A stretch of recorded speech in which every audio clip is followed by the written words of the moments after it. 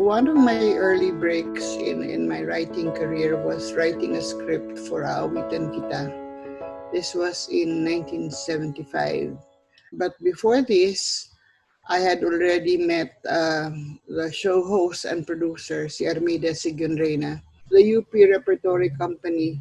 At that time, I was a chairman in college, and then we put up together an event, and it was held in the new Manila residence of writer Cristina Pantoja Hidalgo, who was one of the teachers in the English department. I remember Armida was one of the guests, and then she brought samples of her scripts, no? And then she said, nagdala ako rito ng samples ng scripts ko kasi sabi niya, malay nyo, bukas makalawa, isa inyong mag-writer ko. So in 1975, Armida had a fight with her writer sa Aawitan Kita. To know Armida is to have several fights with her. To know that you'll be a friend is after you keep on fighting, nagbabati din kayo palagi. Kinancel niya yung taping. Sabi ng kanyang executive producer, si Julie Silueta, Armids, sayang naman, we got the UB van. Pinayagan tayo ng KBS na magpunta sa Cavite. Baka naman pwedeng humanap tayo ng ibang writer. I have a new friend. She's new here. She's in the KBS News and Public Affairs. Baka gusto mo naman siyang subukan. So sabi ng babaeng future mother-in-law ko na hindi ko alam, okay, sabi niya, can you ask her to meet with me here? Kasi at that time, mother ni Armida, she had a canteen in front of ABS building which was occupied by KBS, the Canlaon Broadcasting, no, on Bohol Avenue. This was in 1975. Sabi niya, papuntahin mo dito yung kaibigan mo, mag-meeting kami. Punta ako, meeting kami. Sabi niya, if you can submit this to me before 5, matutuloy ang taping. Now, thing is, you do not tell a fresh graduate from UP about how to write a script concerning kalayaan. Yun ang gusto niyang title, Kalayaan, Kalayaan. I think that was a turning point. In 1975, I got 500 pesos for that script, which was a whole lot. I said crossroads kasi earlier on, before I applied for a writing job in KBS, I thought I was going to go straight to the College of Law. I wanted to be a lawyer like my dad. So pagdating ko doon sa College of Law, niyabang ko pa, sabi ko, excuse me, when is the enrollment for the College of Law? Sabi nung babae, what's your name? May tinitingnan siyang listahan. So sabi ko, ano yan? Sabi niya, that's a list po of the people who passed the aptitude exam. Yung presumption ko kasi, pag graduate ka sa UP, automatic, pwede ka nang pumunta sa College of Law. Another set of exams yun. So anyway, so there I was sa KBS. Nagawa ko yung script on time. Na-submit ko. Binayaran ako ng malaki right there and then check binigay. Talagang, wow. Okay. And then, on top of that, I found out that the one who was going to direct my script was Lupita Aquino Concho. And then iisip ko, wow, first script ko sa entertainment division.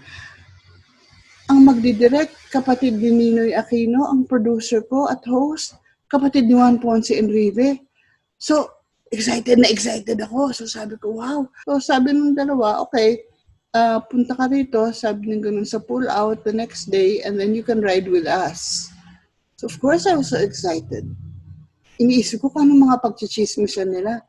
But because I barely slept the night before, sumakay ako sa kanilang sasakyan, nakatulog ako. Wala akong narinig na kahit anong pinag-usapan nila nung... Okay. After that, it went well. And then Armida said, can you go to the house? Let's meet. What do you mean, let's meet? And then she said, you know, I like planning my episodes for the year. Yung nangyari dun sa huli nating taping, That doesn't always happen. Hindi ako hand-to-mouth mag-produce. I plan it. I come up with a theme for each show. Punta ako sa bahay nila. Narinig akong tumutugtog ng piano. Makit ako ng hagdan. Tapos, doorbell ako. May nagbukas ng pinto yung nagpa-piano. Gusot-gusot pa yung damit niya.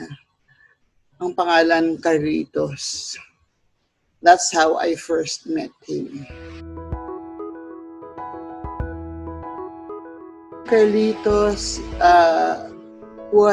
he's 4 years younger than me. When he got accepted sa film school in New York, he decided to join an acting workshop here sa CCP. And Joel Lamangan was one of the facilitators. Nandun din sila Frank Rivera. Carlitossiguionreyna was there. Madeleine Nicolas. Lahat kami, grupo kami, nandun sila. Laura Centeno. Laura was a great actress here. She was cast as Chayong in Ishmael Bernal's movie Himala. Anyway, so naging magbabarkada kami. Yun ang nilalakad kong pinapartner ko kay Carlitos, si Urot. Sabi ni Urot, parang wala naman kaming vibrations. Because Urot was a little younger than me.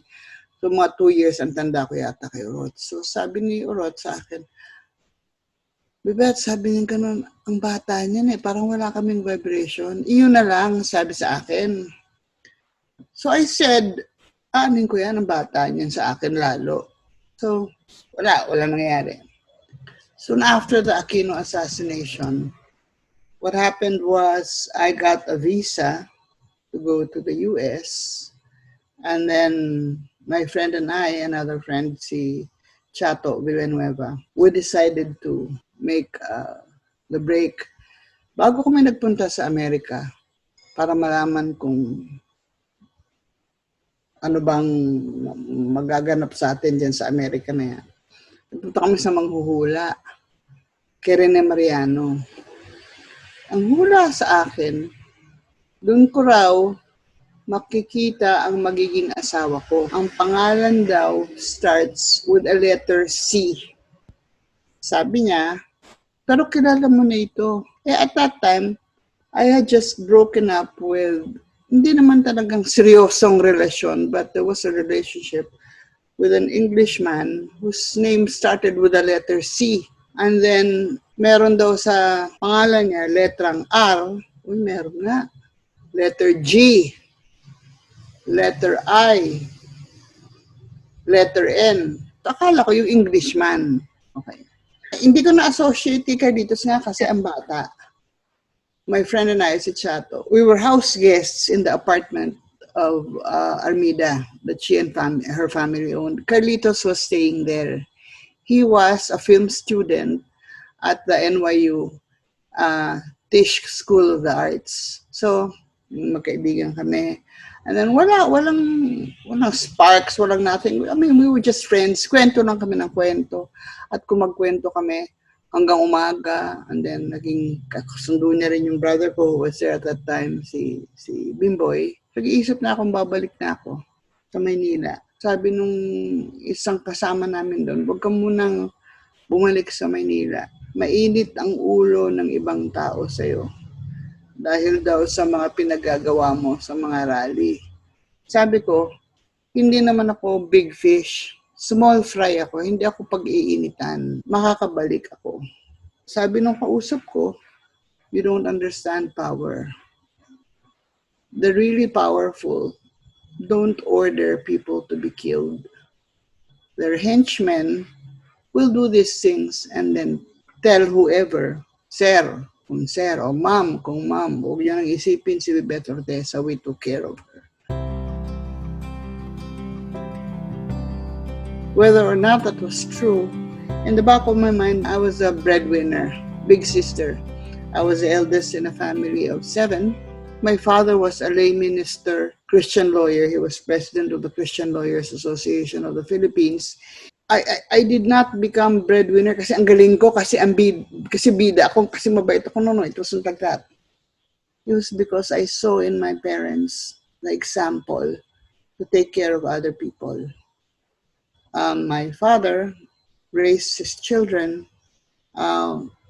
with a belief na tinuro niya talaga sa amin yon, bago ka magsubo, tumingin ka sa kaliwa, tumingin ka sa kanan, tingnan mo kung kumakain ng ibang tao bago ka makakain ng todo-todo. I was getting lucky breaks. The path was clear to me. I would be in a situation na makakapagpaaral ako ng kapatid na walang kahirap-hirap. So there I was in New York. Do I go back? Do I risk? At that time when I was in New York, yung kapatid ko na doktor na pinag-aral ko was already also in New York. Okay? He was at that time looking for a hospital kung saan siya pwede maging residente. But in the meantime, nawala.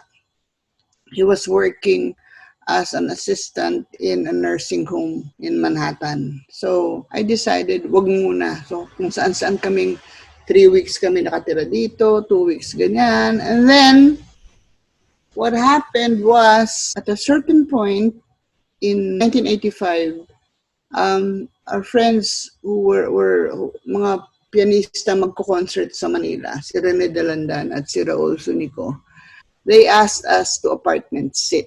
When we were there, I was working, I was an activist. At that time, si Carlitos was also doing his thesis film.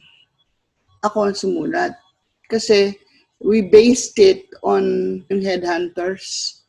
If you can turn in 10 illegal aliens, hindi ka muna pag-iinitan. So, and when I wrote that, it went very well. As a matter of fact, it was chosen one of the best 4 films produced in American colleges and universities at that time. Title, Patas Lang. Wala pa kami. Magkaibigan pa lang kami ni Carlitos. Ito ang cast party ng shoot na yon. His boyfriend ko wanted to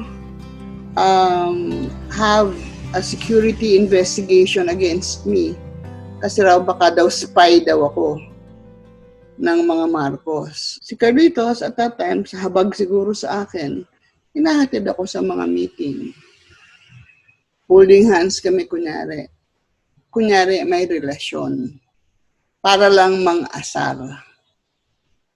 We had no idea the joke was on us. Soon after, nagkaroon ng EDSA 1, bumalik ako kagad sa Manila. My plane landed in Manila March 10, 1986. Carlitos finished his film studies in New York and then sumunod siya rito. At that time, nagalit ang mother-in-law ko sa akin kasi when Carlitos told them that his family that we were going to get married, and then sabi niya, sabi kayo ng sabi na hindi kayo magkaano-ano, pagkatapos magpapakasal na kayo bigla. Paano kasi at that time, every time magtatanong siya, magkaano-ano ba kayo? Lagi naman kami break, kasi galit-bati kami, galit-bati. If I look back, I wouldn't say naman that ours was a love story in that sense of the word. We were really, and we still are, friends who just couldn't think of growing old with other people.